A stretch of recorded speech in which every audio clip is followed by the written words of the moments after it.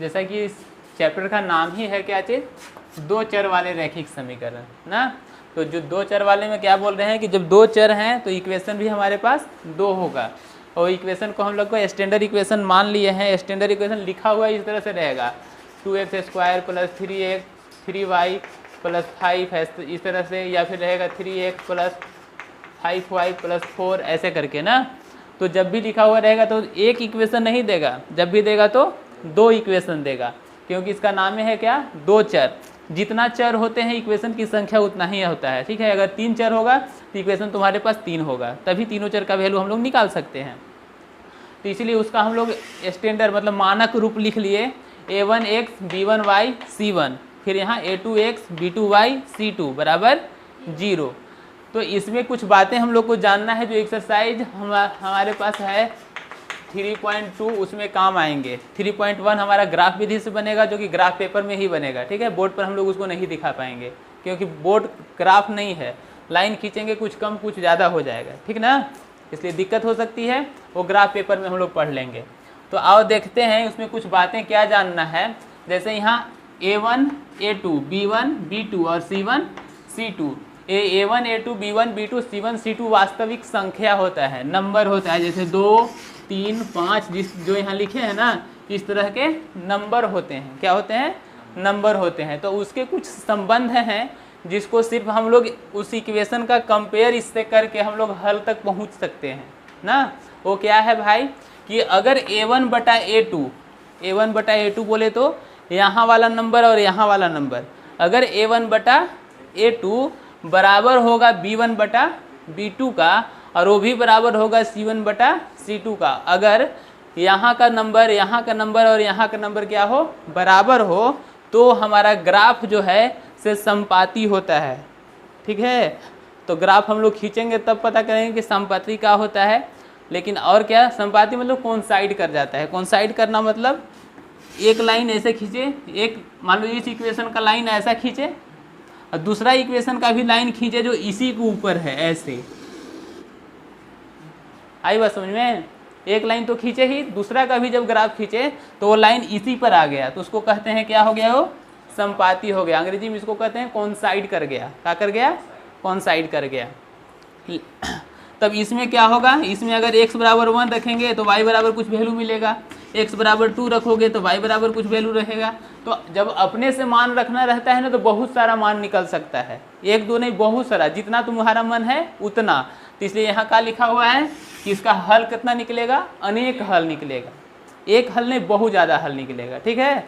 कब, तब जब तीनों बराबर होगा। याद रखना, कौन, a1 बटा a2 b1 बटा b2 c1 बटा c2 अगर हो तो ग्राफ क्या हो जाता है, कोइंसाइड हो जाता है, और हल क्या होते हैं, अनेक हल होते हैं। याद रहेगा। दूसरा स्थिति, जब a1 बटा a2 बराबर नहीं होगा, किसका, b1 बटा b2 का, मतलब शुरू में बराबर नहीं होगा। यहाँ 2 रहेगा, यहाँ 3 रखेगा, यहाँ 4, यहाँ 5, बराबर होगा, नहीं होगा। अगर बराबर नहीं होगा तो एक लाइन दूसरे लाइन को क्या कर देगा, प्रतिच्छेदित कर देगा। प्रतिच्छेदित करना मतलब काट देगा। तो काटेगा तो कहीं एक बिंदु पर काटेगा, देखो यहाँ पर ना, कहीं भी कोई भी लाइन कहीं एक बिंदु पर ही काटेगा, ऐसे ना। तो अब एक बिंदु पर काटेगा तो उसका सिर्फ और सिर्फ एक ही हल होगा जहाँ वो कटेगा ना। इसमें नहीं कट रहा था तो अनेक हल थे, कट गया तो सिर्फ कितना, एक हल होगा, यानी इसको यूनिक सॉल्यूशन कहते हैं ना। अब आगे चलना, a1 बटा a2 तो बराबर है b1 बटा b2 का, परंतु c1 बटा c2 बराबर नहीं होगा। उस स्थिति में क्या होगा, लाइन जो है, ग्राफ जो है, से एक लाइन यहाँ खींचा जाएगा और दूसरा लाइन यहाँ खींचा जाएगा, ये दोनों कभी मिलवे नहीं करेगा। इसको क्या कहते हैं, समांतर रेखा कहते हैं, पैरेलल लाइन ना। कैसी रेखा हो जाएगी ये, समांतर रेखा हो जाएगी। और समांतर रेखा को जब हल करोगे तो जब कटवे नहीं करेगा तो हल मिलेगा, नहीं मिलेगा, तो इसका कोई हल नहीं होता है। आई बात समझ में। तो कुछ एक्सरसाइज 3.2 के कुछ क्वेश्चन जो है से इसी तरह से देख कर और हम लोग को हल कर लेना है। आई बात समझ में। तो इसको पहले ये कॉन्सेप्ट है, इसको हम लोग नोट्स कर लेंगे, उसके बाद हम लोग क्वेश्चन की ओर चलेंगे।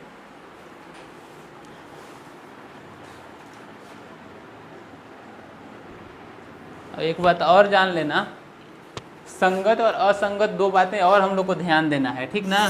तो इसमें ध्यान दे लेना कि जहाँ कट जाता है ना उसमें कोई विरोध नहीं होता है, वो तो एक्चुअली एक ही हल है ना, इसमें विरोध नहीं होता है, अविरोधी होता है। लेकिन जिसके अनेक हल होते हैं ना, और जो समांतर होते हैं, तो जो समांतर होते हैं ना, जिसका कोई हल नहीं होता है, इसको कहते हैं कि असंगत होगा। क्या होगा? असंगत होगा। और जिसके अनेक हल होते हैं इसको हम लोग संगत कहते हैं। ठीक ना? तो ये बात भी ध्यान में रखना, काहे कि ये क्वेश्चन में पूछा है तुम लोग को, संगत और असंगत। तो ये संगत और असंगत सिर्फ दो ही कंडीशन में होता है, जब समांतर होगा तो असंगत, और जब अनेक हल होगा तो संगत। दूसरा क्वेश्चन, पहला में ग्राफ विधि से बनाना है, एक्सरसाइज 1 जैसा। दूसरा बोलता है ये एक्सरसाइज 3.2 का दूसरा क्वेश्चन, कहता है कि अनुपातों A1/A2, B1/B2, C1/C2 की तुलना कर ज्ञात कीजिए कि निम्नलिखित समीकरण युग्म द्वारा निरूपित रेखाएं एक बिंदु पर प्रतिच्छेदित करती है, समांतर है या समपाती है। बात समझ में आया? अब सिर्फ देख कर बताना है। तो पहला क्वेश्चन हम दिखा रहे हैं, देखना। 5x - 4y + 8 = 0, और फिर बोलता है 7x + 6y - 9 = 0। लिख दिए। अब हमारा काम क्या है? इस इक्वेशन से कंपेयर कर लेना ना। तो हम लोग इक्वेशन से कंपेयर करेंगे तो क्या, a1x b1y c1 = 0, a2x b2y c2 = 0। लिख दिए। अब हमारे पास a1 कितना है sir? a1 5, a2 7, b1 b2 बताओ भैया, b1 कितना? -4, b2 कितना? 6, c1 कितना? 8, और c2 कितना? लिख दिए। अब पहला काम क्या था? a1/a2, a1/a2 5/7, b1/b2 4/6, c1/c2 8/9। लिख दिए। अब बताओ तीनों बराबर है? यहीं बराबर नहीं है। तो हम बताए थे कि जब a1/a2 बराबर नहीं होगा b1/b2 का, तो क्या होता है? a1/a2 बराबर नहीं होगा b1/b2 का, तो क्या होता है? दोनों रेखाएं एक दूसरे को प्रतिच्छेदित करती हैं। तो सिर्फ हम लोग को यही बता देना है कि अतः दोनों रेखाएं क्या करते हैं? प्रतिच्छेदित करती हैं। खाली यही बताना है हमको। आई बात समझ में? अगर बराबर हो जाता तो अगला कंडीशन देखते, ठीक है। अगर हो सकता था कि दोनों बराबर हो, ये बराबर नहीं हो, तो तीसरा कंडीशन देखते। आई बात समझ में? तो यही बात है। बनेगा नहीं बनेगा? पूरा का पूरा 3.2 जो है तुम्हारा, तो एक्चुअली बेस्ड है किस चीज़ पर? बस वही 3 बात पर। किस पर? a1/a2 = b1/b2 = c1/c2। पहला बात, a1/a2 = b1/b2 बराबर नहीं है c1/c2। दूसरा बात, और तीसरा बात कि a1/a2 बराबर नहीं है b1/b2 का। अगर ये 3 बात हम लोग कन्फर्मली याद रखे हैं तो इस एक्सरसाइज का सारा क्वेश्चन हम बना सकते हैं। अब कैसे भाई? तो हम लोग दूसरा देख चुके हैं। तीसरा, तो तीसरा में बोला है कि आपको बताना है कि a1/a2, b1/b2 और c1/c2 का तुलना करके ज्ञात कीजिए कि निम्न रेखीय समीकरण का युग्म संगत है और असंगत है ना। तो संगत और असंगत के बारे में हम लोग बात किए थे। क्या बात किए थे भाई? कि a1/a2 = b1/b2 = c1/c2। जब ये कंडीशन होगा तो क्या होगा? इस कंडीशन में संगत, सोच लो, संगत ना, इस कंडीशन में संगत ना। चलिए अच्छी बात है, याद रखे हैं आप लोग। तो इसमें संगत, और जब ये कंडीशन होगा तो असंगत, और ये कंडीशन होगा तो विरोध नहीं होता है, अविरोधी इसको कहते हैं ना। तो हम लोग को संगत और असंगत की बात करना है, यानी वो 2 कंडीशन हमारे पास होना चाहिए। अब हम क्वेश्चन के पास जब आते हैं तो देखते हैं कि 3x plus 2y minus 5 is equal to 0 और 2x minus 3y minus 7 is equal to 0, यही हमको दिया है। अब हमारा काम है क्या, a1/a2 b1/b2 और c1/c2 के रूप में इसको कन्वर्ट करना। तो इसको a बोलते हैं a1 a2 b1 b2 c1 c2। अब हम लिखेंगे a1/a2 b1/b2 c1/c2। अब हम पूछेंगे कि देखो तो a1/a2 b1/b2 के बराबर है, नहीं है, यही कहानी गड़बड़ है। अब a1/a2 b1/b2 के बराबर नहीं है, तो इसके बारे में क्या लिखोगे? अविरोध के, अच्छा ठीक।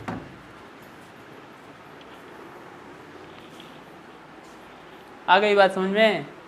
तो इस तरह से फिर अगला अगर देखना चाहते हो तो अगला भी इसी तरह से देख सकते हो। देखो क्या बोला है दूसरा, तीसरा का दूसरा बोलता है 2x minus 3y minus 8 is equal to 0 और बोलता है 4x minus 6y sorry minus 9 is equal to 0।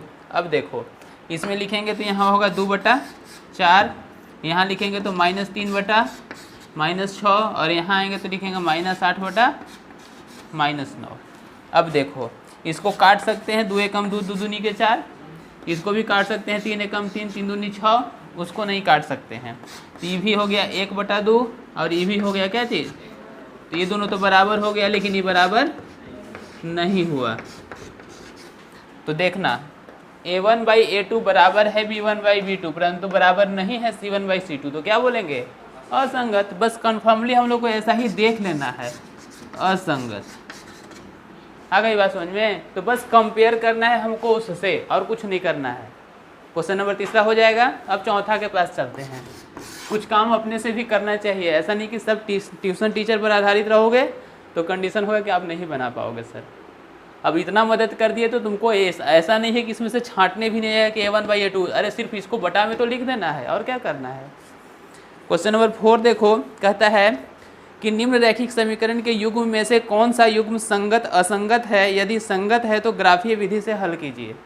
ठीक है, तो देखना पहला क्वेश्चन बोलता है x plus Y minus 5 is equal to 0 और बोलता है 2x plus 2y minus 10 is equal to 0।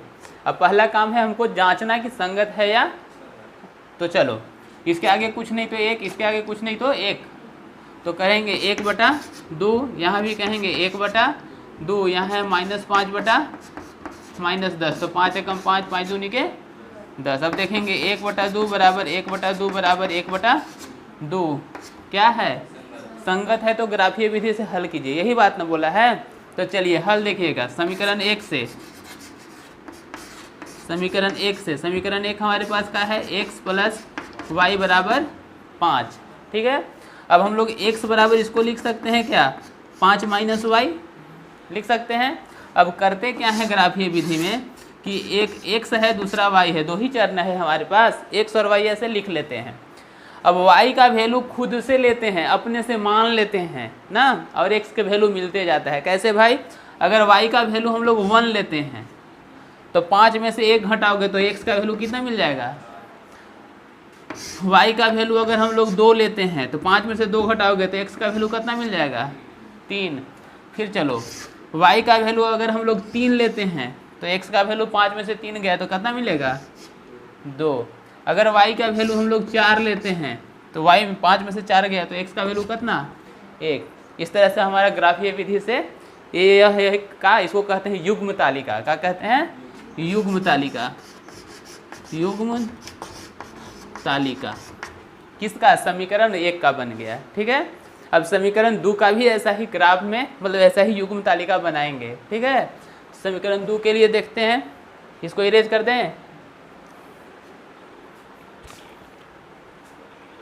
तो चलो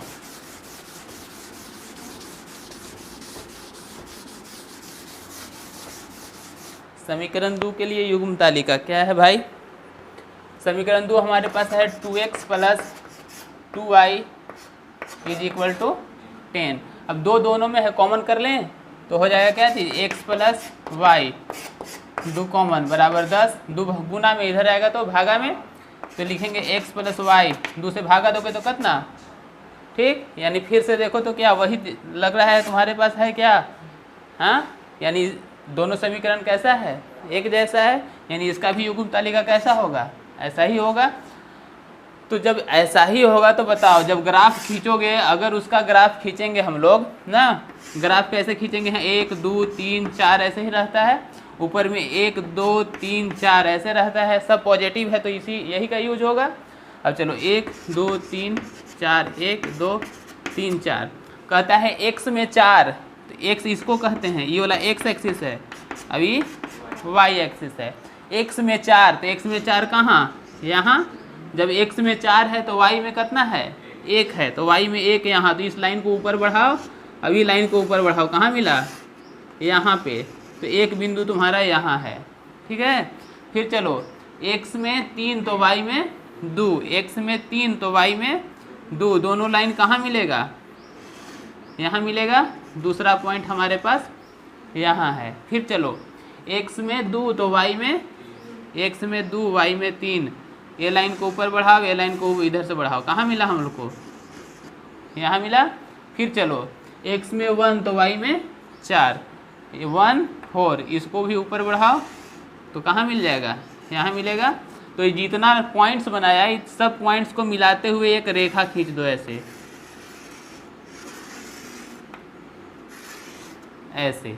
खींच दिए तो दूसरा लाइन भी ऐसा ही होगा, यानी इसी लाइन पर ऐसे खींचा जाएगा, यानी एक रेखा दूसरे रेखा पर क्या हो गया, कोइंसाइड कर गया, यही बात ना बताए थे। तो ये ग्राफ हो गया, ये उसका हल हो गया। क्वेश्चन नंबर 5, क्वेश्चन नंबर 5 क्या बोलता है कि एक आयताकार बाग है, मतलब एक बगीचा है, कैसा है, आयत के जैसा है, ठीक है। मान लेते हैं इसका लंबाई है x और चौड़ाई कितना है y, ऐसा हम लोग मान लिए हैं। अब देखो क्वेश्चन बोला है क्या, आयताकार बाग है जिसकी लंबाई चौड़ाई से 4 मीटर अधिक है, लंबाई जो है, लंबाई इस चौड़ाई से क्या है, 4 मीटर अधिक है, अधिक कर दिए, ठीक, अधिक है। इसमें 2 चर से कुछ ज़रूरत ही नहीं था, तो 1 चर से भी बन जाता। एक आयताकार बाग है जिसकी लंबाई चौड़ाई से 4 मीटर अधिक है, अर्ध परिमाप 36 मीटर है, तो बाग की विमाएँ ज्ञात कीजिए। ये तो आसान सी बात है, इतना हम लोग को टेंशन लेने की ज़रूरत ही नहीं है।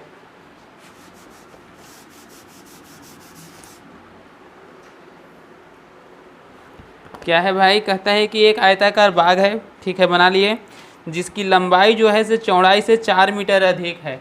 चौड़ाई मान लेते हैं x है, तो लंबाई क्या है, x से 4 अधिक है।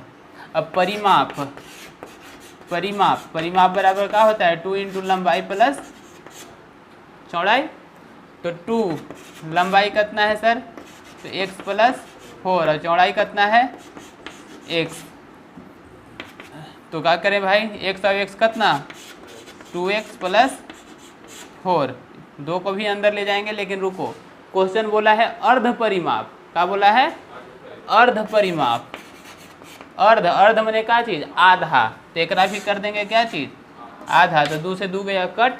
अब अर्ध परिमाप दिया है कितना, 36 मीटर, क्वेश्चन में दिया हुआ है। अब देखो 2x प्लस 4 बराबर कितना, 36, प्लस में उधर जाएगा तो क्या हो जाएगा, तो 36 में से 4 घटाएंगे तो कितना, 2 गुना में उधर जाएगा तो क्या हो जाएगा, भागा, 32 को 2 से भागा देंगे तो कितना, 16, x हमारा मिल गया कितना, 16, 16 में 4 जोड़ेंगे तो y मिल जाएगा हमारा कितना, 20। तो यही 2 बीमाएँ निकालना था, बीमा निकल गया, ठीक है। इसमें ज़रूरत नहीं है कि हमारा 2 चर बनेगा ही, ये बहुत सिंपली से हल हो जाएगा। छठा क्वेश्चन देखो, बहुत अच्छा है। छठा क्वेश्चन बोलता है कि एक इक्वेशन तुमको दे दिया है, वो इक्वेशन कैसा है, इस तरह से 2x plus 3y minus 8 is equal to 0। अब बोलता क्या है ये तुमसे, पहला कंडीशन है इसका कि आपको बताना है एक और इक्वेशन, कहे कि 2 चर वाला है तो 2 इक्वेशन चाहिए, एक इक्वेशन क्वेश्चन दिया है, एक इक्वेशन खुद से आपको देना है, और ऐसा देना है जिसमें पहला कंडीशन होना चाहिए कि प्रतिच्छेदित रेखाएं हों। तो प्रतिच्छेदित कब होती है? जब a1/a2 बराबर होता है b1/b2 के बराबर नहीं होता है। तो a1 b1 c1 दिले है, a2 b2 c2 तुमको लेना है। आई बात समझ में? तो कुछ इस तरह का लो कि a1/a2 बराबर नहीं होगा b1/b2 का। अब ऐसा तुमको सोचना है, तो कुछ भी सोच सकते हैं। अगर ये 2x लिया है तो चलो हम ले लेते हैं 3x, ठीक, यहाँ पे प्लस 6y प्लस 9 बराबर 0, ठीक, ऐसा ले लेते हैं। अब होगा क्या भाई? लिखेंगे 2/3, हाँ सर ठीक है। यहाँ लिखेंगे 3/6, काट देंगे 3 एकम 3, 3 दूनी के 6, 1/2, क्या बराबर है दोनों? नहीं है सर बराबर। तो जब बराबर नहीं होता है तो क्या होता है? प्रतिच्छेदित होता है।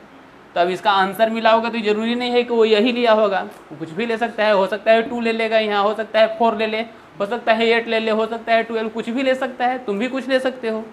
आई बात समझ में? तो अपना अपना आंसर हो सकता है, ठीक है। दूसरा कंडीशन इसी का बोला है, पहला था प्रतिच्छेदी हो, दूसरा इसी में बोल देता है क्या हो? समांतर रेखाएं हो। समांतर कब होती है? जब a1/a2 बराबर होता है b1/b2 का, परंतु c1/c2 का कोई चांसेज नहीं है, ठीक है। अब हमको एक इक्वेशन दिया है, क्या चीज़? 2x प्लस 3y माइनस 8 बराबर 0। अब हमको ऐसा चीज़ लेना है कि a1/a2 और b1/b2 क्या हो जाए? बराबर हो जाए। तो हम यहाँ ले लेते हैं 4x, ठीक है, यहाँ ले लेते हैं 6y, और इसका कोई मतलब नहीं है, कुछ भी ले लो, कोई दिक्कत नहीं है। अब देखते हैं, ये हो गया 2/4, ये हो गया 3/कितना? 6, 2 एकम 2, 2 दूनी के 4, 3 एकम 3 दूनी के 6, ये भी 1/2 हो गया, ये भी 1/, दोनों बराबर है।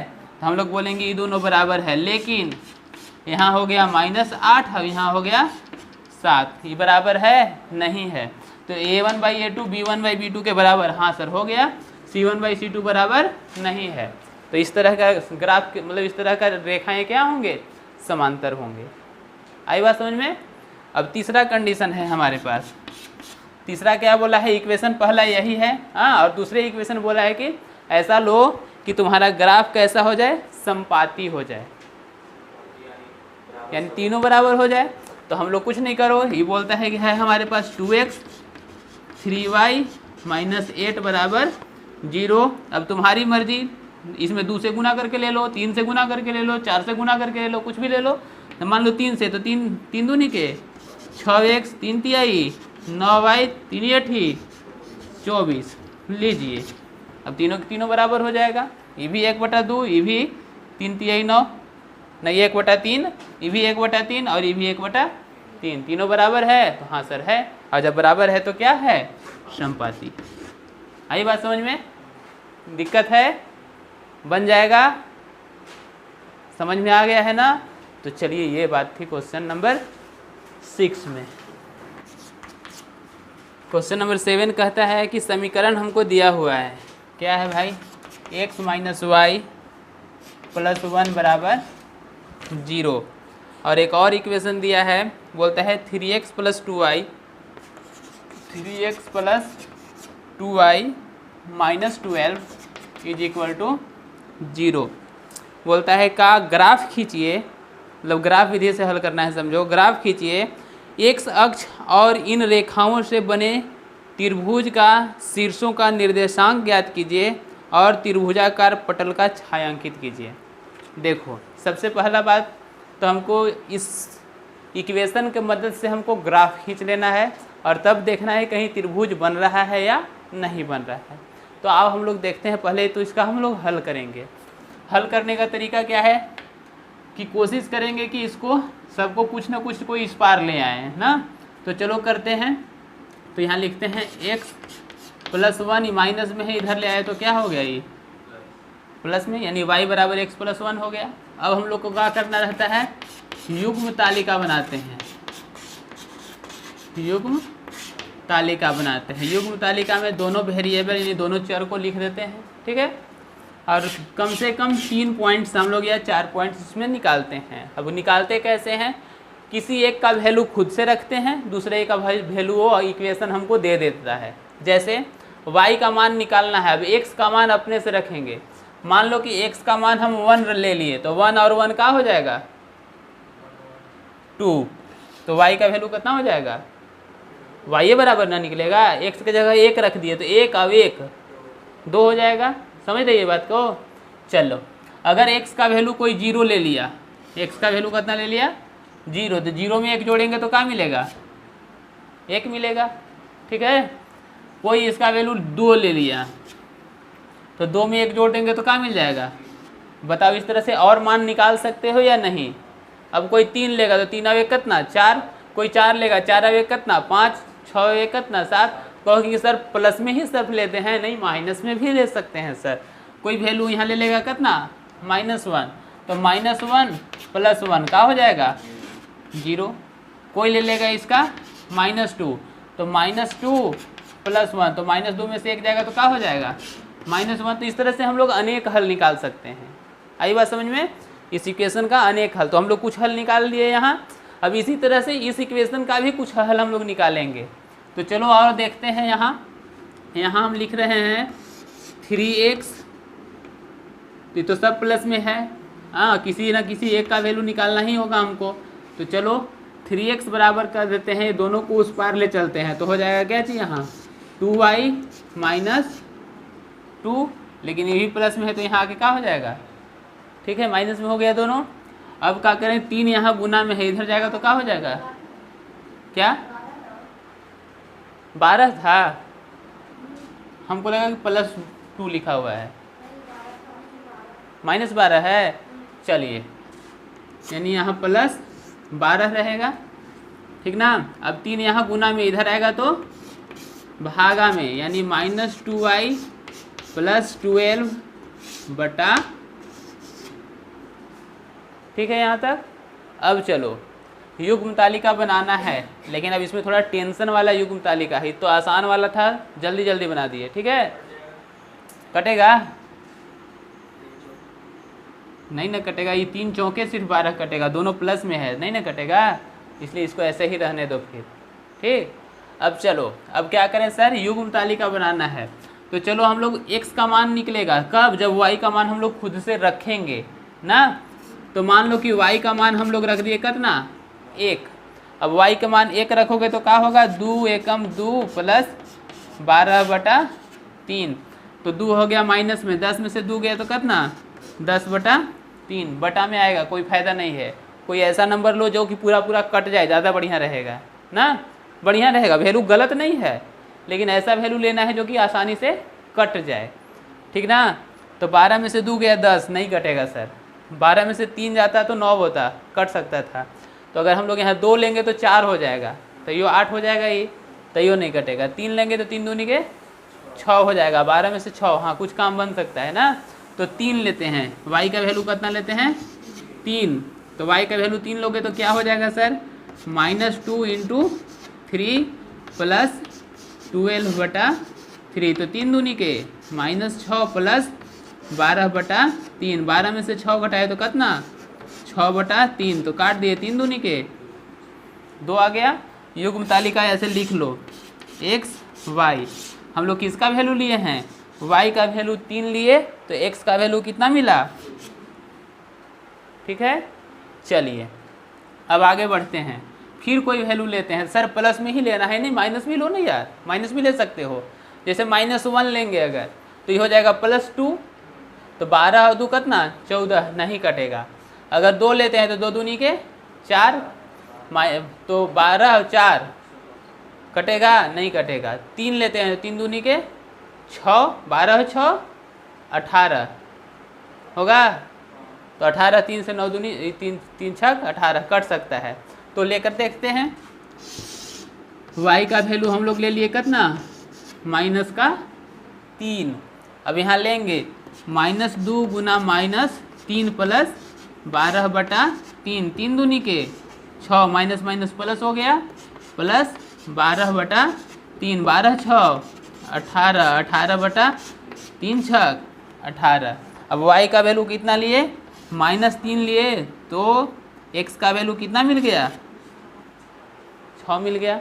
अब इसी तरह से कुछ और वैल्यू भी कल्पना करो किसी का मन होगा कि y बराबर सर 0 ले लें, हाँ ले लो, ले लेते हैं। y बराबर कितना ले लेते हैं 0, y बराबर 0 लिए तो ये तो ख़त्म, तो 12 बटा कितना 3, तो 3 चौके 4 बार, यानी y का वैल्यू का जब हम 0 लिए तो x का वैल्यू कितना मिल गया 4 मिल गया। ठीक है, तो हम लोग कम से कम 3 वैल्यू निकाल दिए। अब काम हमारा रहेगा ग्राफ खींचना। क्या काम रहेगा, ग्राफ खींचना। तो ऐसे x एक्सिस और y एक्सिस हम लोग खींच लेंगे। खींच लिए। अब वैल्यू हम लोग कहाँ तक अधिकतम गया है देख लो, 6 तक प्लस में गया है और माइनस में 2 तक गया है, यही ना है। तो चलो x एक्सिस में 6 तक, तो 1 2 3 4 5 6, 1 2 3 4 5 6 लिख लिए। चलो y में भी लिख लेते हैं, 1 2 3 4 5, 1 2 3 4 5। देखो ग्राफ में बराबर बराबर दूरी होता है, यहाँ जरूरी नहीं बराबर हो, ठीक ना, तो थोड़ा टेढ़ा मेढ़ा बनेगा तो मान लेना कि सीधा है। हाँ, -1 -2 -3 -4, -1 -2 -3 -4 हो गया। अब चलो पहला इक्वेशन यहाँ है हमारे पास, x बराबर 1 तो y बराबर 2, x में 1 y में 2, इसको ऐसे बढ़ाओ, इसको ऐसे बढ़ाओ, जहाँ मिला वहाँ एक बिंदु ले लो, ले लिए। चलो x में 0 y में 1, x में 0 y में 1, यानी कि x0 यहाँ होता है, y1 यहाँ है, तो यहाँ पर पॉइंट्स हो गया। चलो x में 2 y में 3, x में 2 y में 3, इसको आगे बढ़ाओ, इसको भी आगे बढ़ाओ, जहाँ मिल गया वहाँ ऐसे ले लो। ठीक है, अब 3 पॉइंट्स मिल गया, 3 पॉइंट्स हम लोग एक ग्राफ खींच लेंगे। ठीक है, एक लाइन खींचेंगे तीनों पॉइंट्स को मिलाते हुए, यानी ऐसे आ रहा है,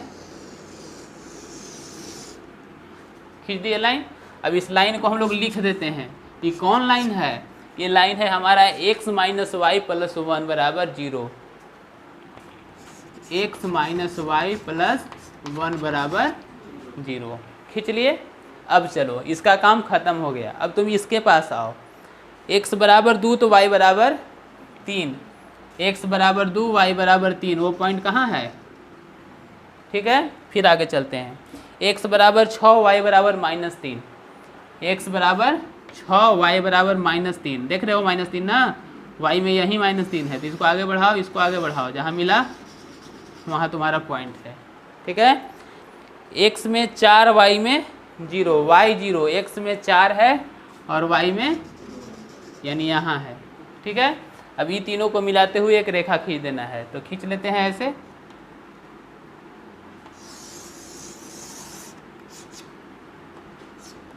खींच लिए, खींचा गया। चलो इसका नाम दे देंगे क्या चीज़, 3x plus 2y minus 12 is equal to, हो गया। अब देखो x एक्सिस किसको कहते हैं, इस लाइन को, ये लाइन इस लाइन से कहीं कट रहा है। हाँ सर, एक जगह यहाँ कट रहा है, एक जगह यहाँ कट रहा है, अब एक जगह त्रिभुज बन रहा है क्या। अगर त्रिभुज बन रहा है तो देखो यहाँ